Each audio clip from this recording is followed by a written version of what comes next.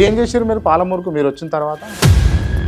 మీరు పేదల భూములు కబ్జాలు పెట్టి గుంజుకున్నారని, అమ్ముకున్నారని, ఒక కంపెనీని తీసుకొచ్చి పొల్యూట్ చేస్తున్నారని వార్తలు వినిపించినాయి. కరెక్టే. అదే భూమిలో పెద్ద ఇండస్ట్రీ తీసుకొచ్చింది.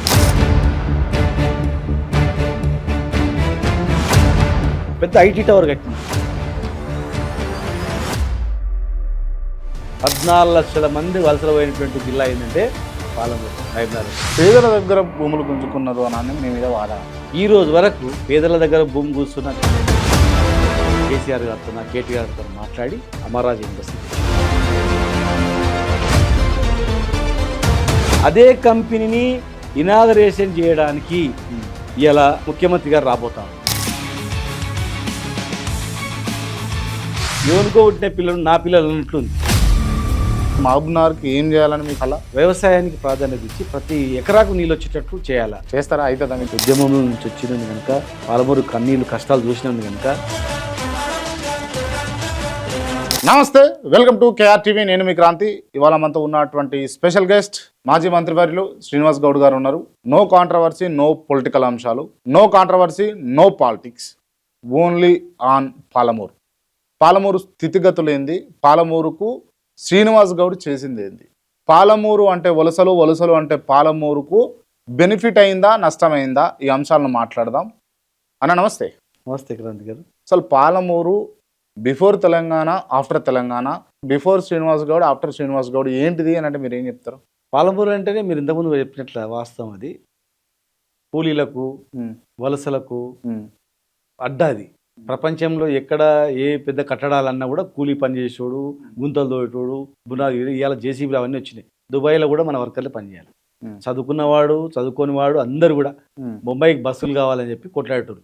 ముంబై బస్సులు ట్రాన్స్పోర్టేషన్ బస్సుల పైన నిలబడిపోతున్నారు, కూర్చొని ముంబై, నార్కర్నూలు, అచ్చంపేట, మహబూబ్నగర్ మొత్తం అదే.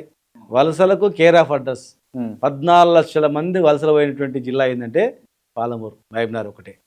ఆ రోజు 2014 కన్నా ముందు పరిస్థితి 14 రోజులకు ఒకసారి మంచిలు వచ్చేటివి. బస్ స్టాండ్లో ఎవడైనా దిగి 14 రోజులకు బస్ స్టాండ్ ఎవడైనా దిగి హోటల్లో పోయి తాగాలని నీళ్ళు అంటే ఛాయ్ ఆర్డర్ నీళ్ళు ఇస్తారంటువంటి పరిస్థితి.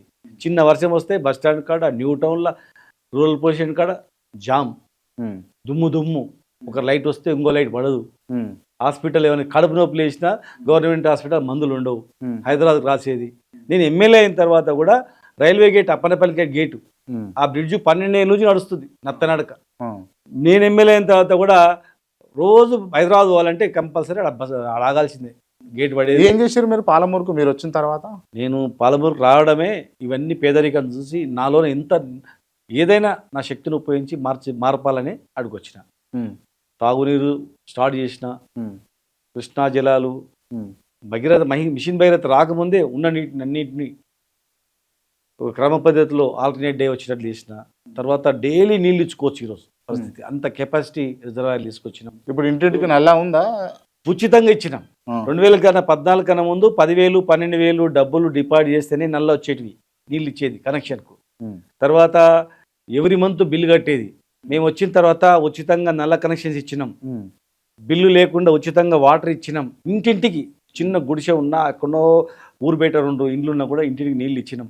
మొత్తం రాష్ట్రంలో మొట్టమొదటి ఎల్ఈడి లైట్ పెట్టినాం. మారుమూలన ఎక్కడ ఉన్నా కూడా స్తంభం ఉందంటే లైట్ ఉండాల్సింది.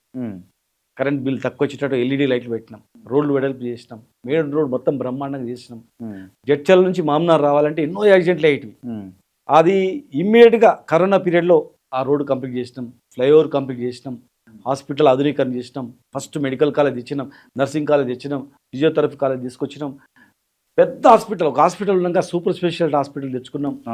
మన్నెకొండ దేవస్థానము, క్రిస్టియన్ భవనము, మైనార్టీలకు residential schools, BC hostels, SC hostels అట్లా చాలా చేసుకుంటూ పోయినాం. కానీ మీరు ఎలక్షన్ల టైంలో నేను శ్రీనివాస్ రెడ్డి గారిది ఒక వీడియో క్లిప్ చూసిన. మీరు పేదల భూములు కబ్జాలు పెట్టి గుంజుకున్నారని, అమ్ముకున్నారని, ఒక కంపెనీని తీసుకొచ్చి పొల్యూట్ చేస్తున్నారని వార్తలు వినిపించినాయి. అమరాజా కంపెనీ. కరెక్టే. ఎలక్షన్ల ముందు ఆ మాట అన్నారు.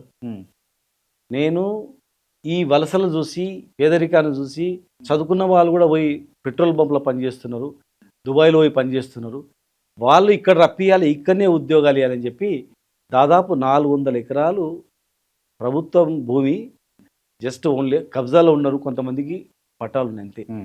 అవతల చాలా అతి తక్కువ ధరకు భూములు తీసుకుంటే మార్కెట్ రేట్ కన్నా 4 అంతలు 12 లక్షల పైన 12,50,000 రూపాయలు దాదాపు ఎకరకు పొజిషన్ ఉన్న వాళ్ళకు డబ్బులు ఇప్పించి అక్కడ ఒక పెద్ద ఇండస్ట్రీస్ కట్టాలి, పెద్ద పెద్ద ఇండస్ట్రీ తీసుకురావాలి, ఇతర దేశాల్లో స్థిరపడినటువంటి వాళ్ళు కూడా తీసుకొచ్చి ఇక్కడ ఇండస్ట్రీ పెట్టుకోవడానికి ఎంకరేజ్ చేయాలి, పెద్ద కంపెనీలు తేవాలని చెప్పి తెచ్చారు.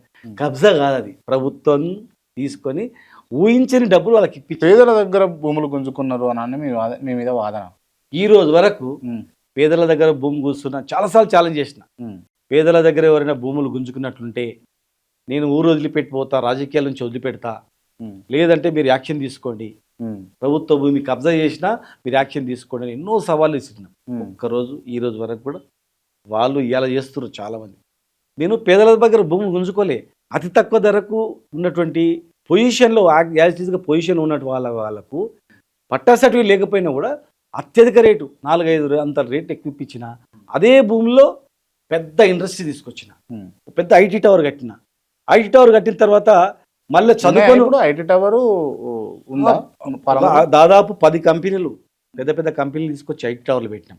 ఐటీ టవర్లు పెట్టిన తర్వాత నాకు ఆలోచన వచ్చింది, అరే చుట్టుపుట్టు చదువుకుని వాళ్ళు చాలామంది ఉన్నారు, అన్స్కిల్డ్ లేబర్ ఉన్నారు, స్కిల్డ్ ఉన్నారు, అందరికీ సెమ్మి ఎట్లా ఉండాలి, పెద్ద ఇండస్ట్రీ తేవాలి, ఒక 10-20 వేల మందికి ఎంప్లాయ్మెంట్ ఇచ్చి తేవాలి అనుకున్నా.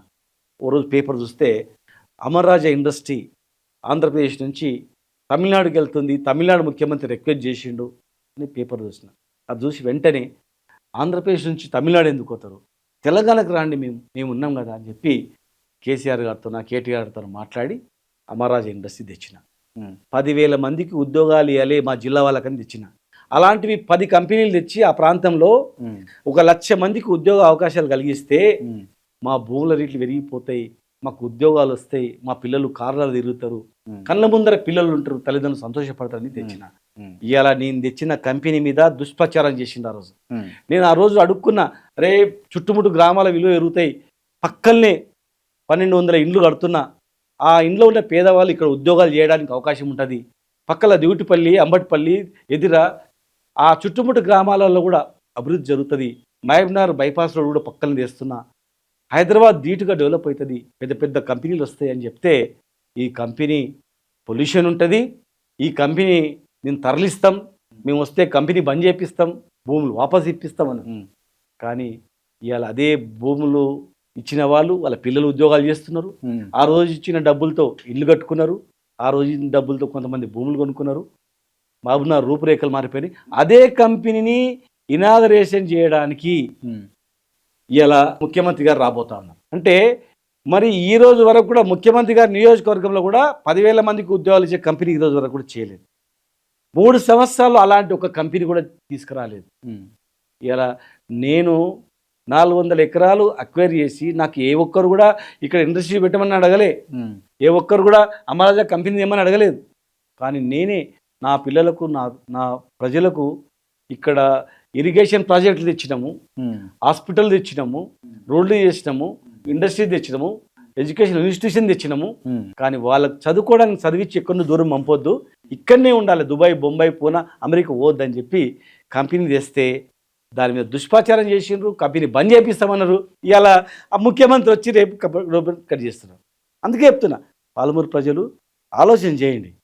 ఇవాళ నేను 400 ఎకరాలు అక్వైర్ చేయమని మీరు అడగలేదు, మీరు కంపెనీ కట్టమని అడగలేదు, నేను ఇచ్చిన భూముల పైసలకు ఎంతోమంది సంతోషంగా ఉన్నా మీరు వాళ్ళకి విషయం జరిగినారు. కానీ ఇలా నిజం నిలకడగా తెలుతుంది అన్నట్లు ఇలా నేను కంపెనీ పనిచేస్తామన్నారు కదా, మరి బంద్ చేసిండ్రా? ఇప్పుడు ఒక్కటే క్రాంతి గారు ఒకటే ఆలోచన చేయండి, చెప్పండి. ఇప్పుడు నేను ఎన్నో కష్టాలు పడి వితిన్ 4-5 మంత్స్లో భూమిని అక్వైర్ చేసి డబ్బులు రైతులకు సంతోషంగా డబ్బులు ఇప్పించి ఇవాళ అంత పెద్ద ఇండస్ట్రీ తెచ్చిన. ఇవాళ నేను తెచ్చిన ఇండస్ట్రీస్ని గతంలో ఎలక్షన్ ముందర దుష్ప్రచారం చేసి ఇవాళనేమో ఎత్తుకొని ముద్ద ఆడుతున్నారు. అంటే ఇది ఎట్లుందంటే ఎవరికో పుట్టిన పిల్లలు నా పిల్లలు అన్నట్లుంది. వాస్తవంగా మరి ప్రజలు కూడా ఆలోచన చేయాలి. ఇవాళ ఒక్కడన్నా మరి మాట్లాడాలి, రైట్. అండ్ నాకున్న ఇన్ఫర్మేషన్ ఏంది అని అంటే, ఆ అమర్ రాజా కంపెనీకి సంబంధించి దాదాపు ఒక 20 కోట్లు తీసుకొని బెంజ్ కారు కూడా లబ్ధి పొందిండు మరి మీ ఎమ్మెల్యే గారు అని విన్నా, నిజమేనా? ఇక అది నేను నేనైతే ఆది ఆరోపణలు నేను చేయను. అంటే బంద్ చేపిస్తానని బంద్ చేయకుండా ఇక ఎట్లా ఇది వాస్తవమేనా? బంద్ చేపిస్తా అని మాత్రం చెప్పిండు. మరి బంద్ బంద్ చేయకుండా చేపిస్తా అని చెప్పడం- inauguration పెట్టుకుంటారు బంద్ కదా. చేపిస్తా అని చెప్పడం 20 కోట్లు బెంచ్ కారు ముచ్చడం నిజమేనా అంటారు. అదిగా వాళ్ళకి తెలియాలి. అది నేను ఆధారాలు లేకుండా నేను మాట్లాడలేను. బయట మరి ఎవరికి ఇచ్చారో మొత్తం మీద మాత్రం బంద్ చేపిస్తా అని భయపడించినందుకు ఏదో డబ్బులు ఇచ్చిండ్రు, కార్లు ఇచ్చిండ్రు అని చెప్పి అనుకున్నారు. ఎవరికి ఇచ్చింది అనేది ప్రచారం అయితే జరిగింది. ప్రచారం ఎవరికి ఇచ్చింది అనేది పాపం పుణ్యం దేవుని తెలుసు. మరి ఇలా బంద్ చేపిస్తామన్న దగ్గరనే ముఖ్యమంత్రి వచ్చి ఓపెన్ చేస్తున్నాడు, రిబన్ కట్ చేస్తున్నాడు అంటే మరి దాని గురించి కూడా చెప్పాలా. ఇలా మేము అక్వేరియస్ ల్యాండ్లో మేము మంచి పని చేద్దామంటే చెడు ప్రచారం చేసాం. ఇవాళ మేము కన్న కష్టాలు పడి తయారు చేసిన దాన్ని మేము పుట్టించిన దాన్ని మా బిడ్డ మా పిల్ల ఎత్తుకొని ముద్దాడుతున్నాం. దానికి కూడా సమాధానం చెప్పాలి. ఇలా ఇది ఒకటే కాదు, ఇంకా పాలమూరుకు మీరు చేయాల్సింది ఏముంది, బాకీ ఉందా ఏమన్నా? అదే ఇంకా కంపెనీలు, ఇంకా అలాంటి అమ్మరాజుల కంపెనీలు ఇంకా 10 దేవాలని ఉంది. ఇంకా 10 కంపెనీలు తెచ్చి 100% చేస్తాం. 10 కంపెనీలు తెచ్చి మహబూబ్నగర్ చుట్టుముట్లో ఒక్కొక్క ఏరియాలో ఒక్కొక్క కంపెనీ పెట్టి అమర్రాజులాగా. ఇలా అమర్రాజు ఒక్క కంపెనీ వచ్చినందుకే మహబూబ్నగర్లో బస్సులలో పోతున్నారు ఉద్యోగాలు చేయడానికి, కార్లలో పోతున్నారు ఉద్యోగాలు చేయడానికి. 10 కంపెనీలు వస్తే ఎక్కువ ఉంటుంది కాంతి గారు. ఇలా ఒక్క కంపెనీకే 10 లక్షల ఎకరము 5-6 కోట్లు దాటిపోయింది. ప్రతి ఒక్కరు ధనవంతులైంది, చుట్టుముట్టు ఒక విలువ పెరిగింది. ఇలా పట్టణ కళ వచ్చింది. పక్కన బైపాస్ తీసుకొచ్చిన పక్కనే 10-20 నుంచి డిమాండ్. అది పక్కన ఇండ్లు కట్టిన, వాళ్ళు చదువుకున్న వాళ్ళకు ఉద్యోగాల గురించి ఇండస్ట్రీ తెచ్చిన మహబూబ్నగర్ రూపురేఖలు మారిపోయినాయి. ఒక విమానాశ్రయం కూడా మేము ప్రపోజల్ పెట్టుకున్నాం. ఎయిర్పోర్ట్ అథారిటీ ఆఫ్ ఇండియా కూడా చెక్ చేసిపోయింది. చిన్న మార్పులు చేర్పులు చేయమని చెప్పి ఆ రోజు మాకు డైరెక్షన్ ఇచ్చింది. తర్వాత ఎలక్షన్ వచ్చింది. అక్కడ ఎయిర్పోర్ట్ కూడా అయిపోయింటే, ఇండస్ట్రీస్ అవన్నీ వచ్చింటే మహబూబ్నగర్ అనేది ఊహించని స్థాయి. రైట్, మీ కళ ఏంది అంటే మహబూబ్నగర్కి ఏం చేయాలని మీ కళ? నా కళ ఇప్పుడు దాదాపు 5 రిజర్వాయర్లు కట్టుకున్నాం. మహబూబ్నగర్ రిజర్వ్ దాదాపు 60-70 టీఎంసీల వాటర్ అన్నమాట. 90% కంప్లీట్ చేసుకున్నాం. 10% కూడా కంప్లీట్ చేసుకొని వ్యవసాయానికి ప్రాధాన్యత ఇచ్చి ప్రతి ఎకరాకు నీళ్ళు వచ్చేటట్లు చేయాలా. చేస్తారా? అయితే 100% చేస్తాం. 100% చేస్తాం. చేయకపోతే మేము దేశ ఇచ్చాన సరే సిద్ధం. 100% చేస్తాం. అది 10% కంప్లీట్ చేసుకొని మొత్తం నీళ్ళు ఇస్తాం. రైతులను రాజులను చేస్తాం. అన్ని ఎడ్యుకేషనల్ ఇన్స్టిట్యూషన్స్ టోటల్గా అన్నీ అక్కడ తీసుకొచ్చుకుంటాం. అన్ని ఇట్లాంటి ఉద్యోగాలు పెద్ద పెద్ద కంపెనీలు తీసుకొచ్చుకుంటాం. ఎప్పుడో నాడు ఎయిర్పోర్ట్ కూడా కంప్లీట్ చేసుకుంటాం. సూపర్ స్పెషాలిటీ హాస్పిటల్ ఇంకా 500 కోట్లతో టెండర్ పిలవాల్సింది ఉంది. సూపర్ స్పెషాలిటీ హాస్పిటల్ కంప్లీట్ చేస్తాం. ప్రైవేట్ హాస్పిటల్లో కూడా పెద్ద లేఅవుట్ చేసి ఎయిర్పోర్ట్ దగ్గర ఉంది కనుక హాస్పిటల్ టూరిజం కూడా డెవలప్ చేసి విదేశస్తులు కూడా మహబూబ్నగర్కి వచ్చి ప్రైవేట్లో వైద్యం చేసుకునేటట్లు ఇండస్ట్రీస్, ఎడ్యుకేషన్ ఇన్స్టిట్యూషన్స్, ఎయిర్పోర్టు ఒకటి ఒక మినీ హైదరాబాద్ లాగా చేయాలనేది నా ఆలోచన. ఇప్పటికీ పునాదులు వేసినాం. మన్నెంకొండ దేవస్థానానికి కూడా రూపే కూడా టెండర్లు అయినాయి, కంప్లీట్ అయినాయి. అంటే గెలిచుండి ఇవన్నీ చేద్దాం అని అంటారు, అంతేనా మీరు? అంతే కదా. ఇప్పుడు స్లాబ్ వేసింది మన్నెంకొండ దగ్గర హోటల్, అదే యాజిటీస్ అట్లే ఉంది, తదాస్త్ అన్నట్లు ఉంది. రోప్వే పనులు మధ్యలో ఆగిపోయినాయి. టౌన్లో టూరిజం కి దాదాపు పెద్ద ఆలోచనతో ఉన్నారు మీరు, పెద్ద పెద్ద కళలు కంటా ఉన్నారు. మనం మహబూబ్నగర్ ప్రజలు ఎందుకు కూడగొట్టారు మిమ్మల్ని? కదా అన్ని సోషల్ మీడియాలో పెట్టి పుకార్లు పుట్టించి పనికిమాలిన మాట్లాడి ఇవాళ మీద ఒకటే ఎగ్జాంపుల్. అది పొల్యూషన్ ఇండస్ట్రీ గుంజుకున్న భూములలో పెద్ద ఇండస్ట్రీ కట్టినాం. అది గుంజుకున్న భూములు కావు అవి. పట్టాలు లేకపోయినా వాళ్ళకు డబ్బులు ఇప్పించినాం, వాళ్ళకు ఉద్యోగాలు ఇప్పించినాం. రూపురేఖలు మారిపోయిన ప్రాంతం అంతా కూడా. ఇవాళ కొంతమంది 10 మందిని పెట్టుకొని చెడు ప్రచారం చేయడం వల్ల ఆ ప్రాంతం వాళ్ళే నిజం అనుకున్నారు.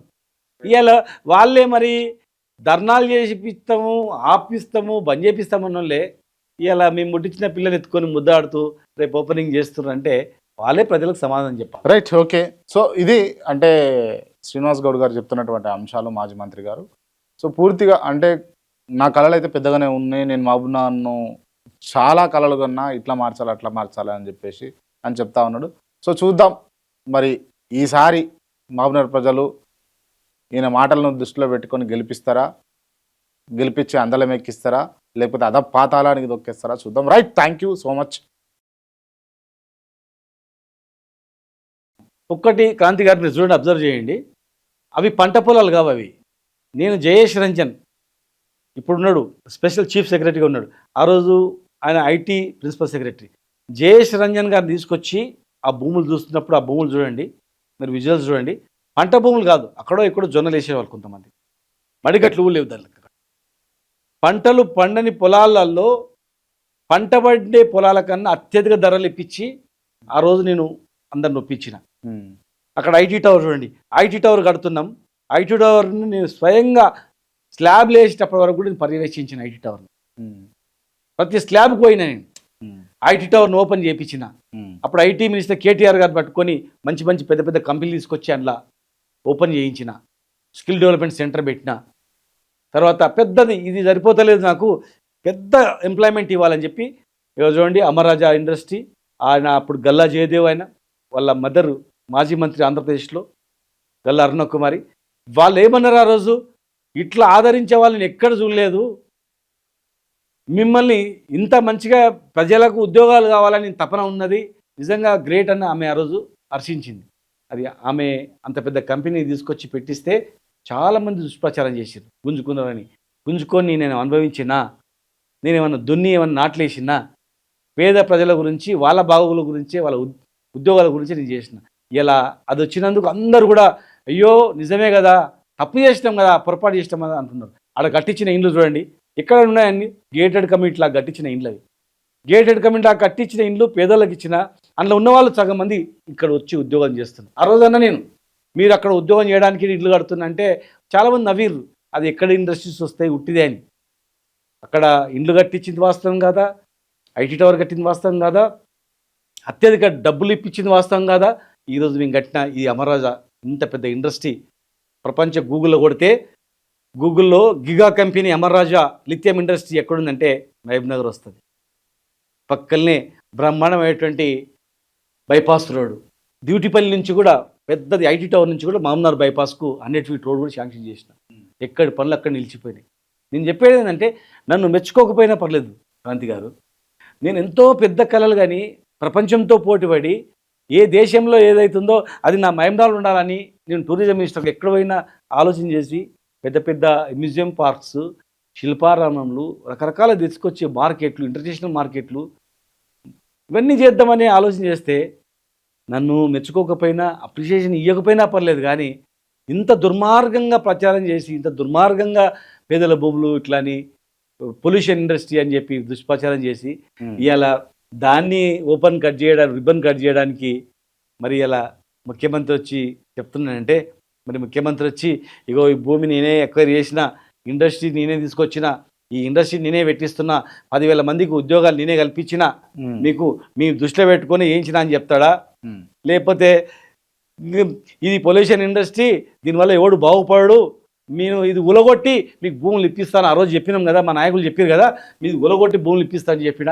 అదంతా ఏంటంటే వాస్తవాలు వక్రీకరించాలి కొంతవరకు రాజకీయంగా. ఇంత దుర్మార్గం వక్రీకరించడం అనేది బాధ. నాకు ఈరోజు కూడా ఓడిపోయిన బాధ అనిపిస్తుందా? ఇప్పుడు ఓడిపోయిన బాధ కాదు నాకు యాక్చువల్గా, ఇంకా చాలా చేయాలని ఉండే కదా. ఇంత అమాయకంగా ఇట్లా మోసపోతారా? ఇంత దుర్మార్గంగా కుట్రలు బన్ని సోషల్ మీడియాలో పెట్టించి రకరకాల వ్యక్తులతో, రకరకాల మనుషులతో దుష్ప్రచారం చేస్తే చదువుకున్న వాళ్ళైనా కనీసం అరే ఈ ఇండస్ట్రీ వల్ల మాకు లాభం అవుతుందా లేదా, ఇంత పెద్ద ఇండస్ట్రీ కలలు కన్నామా, ఒకటి కాటన్ మిల్ ఉండే అది కూడా మూతపడ్డది, చిన్న అటెండర్ ఉద్యోగం చేయాలన్నా కూడా షాప్లో చేయాలంటే కూడా బయటకోవాలి, ఇంత పెద్ద కంపెనీలు వస్తున్నాయి, ఇన్ని పెద్ద షోరూమ్స్ మహబూబ్నగర్లో, హైదరాబాద్ లాంటి షోరూమ్లు వస్తున్నాయి, రోడ్లు వెడల్పు చేసి ఇన్ఫ్రాస్ట్రక్చర్ డెవలప్ చేసినందుకు ఇన్ని వచ్చినాయి కదా.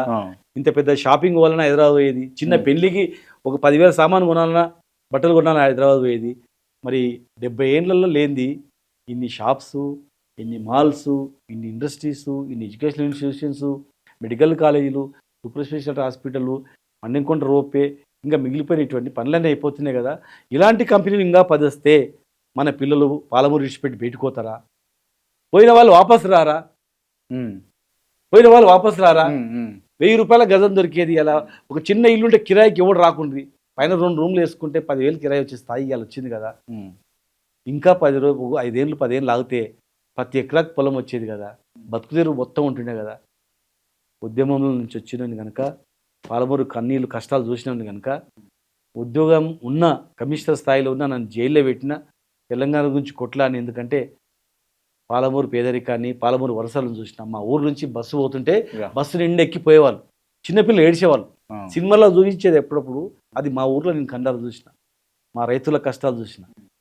నేను నా వంతు తెలంగాణ వచ్చిన తర్వాత హైదరాబాద్లో ఉండాలని కేసీఆర్ గారు పట్టుబడితే కూడా ఇక్కడ నిలబడాలంటే కూడా లేదు సార్, నా జిల్లాను బాగు చేయడానికి పోతున్నా, నా ఊరును బాగు చేయడానికి పోతున్నాను వచ్చిన.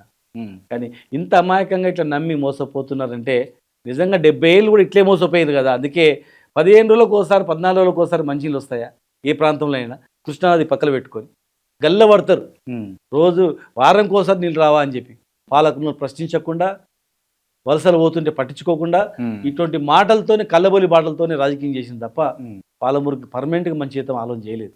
Right, okay.